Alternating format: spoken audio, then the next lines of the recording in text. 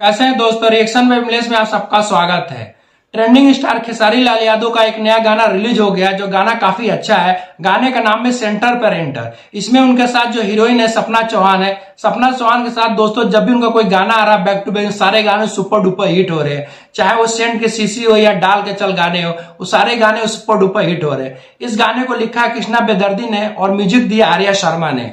शिल्पी राज तो हमेशा ही खेसारी लाल यादव के साथ फीमेल सिंगर होती हैं, जो काफी अच्छा लग रहा है। भोजपुरी क्या ये एकदम जोड़ी सुपर डुपर हिट जोड़ी बन चुकी है इस समय खेसारी लाल यादव और सपना चौहान की। यह गाना दोस्तों स्पीड रिकॉर्ड भोजपुरी पर रिलीज हो गया है, जो काफी समय से चर्चा में चल रहा था। इस गाने को सेंटर पर एंटर गाना काफी अच्छा लग रहा है, एकदम फनी अंदाज में खेसारी लाल के गाने होते ही आप सब समझते हैं। ये किराएदारी के ऊपर पूरा गाना बनाया रखा है, जो काफी अच्छा लग रहा है। वैसे भी खेसारी लाल यादव इसमें बैक टू बैक बहुत जितने भी गाने आ रहे हैं, गाने सारे सुपर डुपर हिट ही हो रहे हैं। इकलौते ये भोजपुरी इंडस्ट्री के ऐसे सिंगर इस समय बन चुके हैं कि इस समय उनके 5 से 6 गाना हमेशा ट्रेंडिंग सेशन में चल रहा है। आप समझ सकते हैं इनके जो भी सैड सॉन्ग था जून में, सैड सॉन्ग अभी भी करीब 1 हफ्ते से ऊपर हो जाने के बावजूद अभी भी वो ट्रेंडिंग सेशन में ट्रेंड कर रहा है। तो आप समझ सकते हैं दोस्तों, इसी से आप उनके पॉपुलैरिटी का अंदाजा लगा जा सकता है।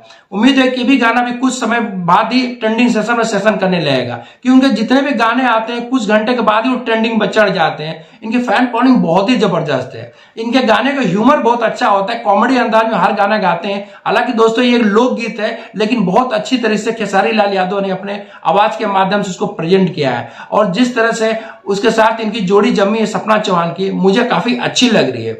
जब भी ये दोनों आते हैं लोग तो काफी फ्रेश जोड़ी और काफी अच्छी लगती है जोड़ी। वीडियो देखने के बाद लाइक और सब्सक्राइब जरूर करिएगा। अगले वीडियो में फिर मिलते हैं। नमस्कार।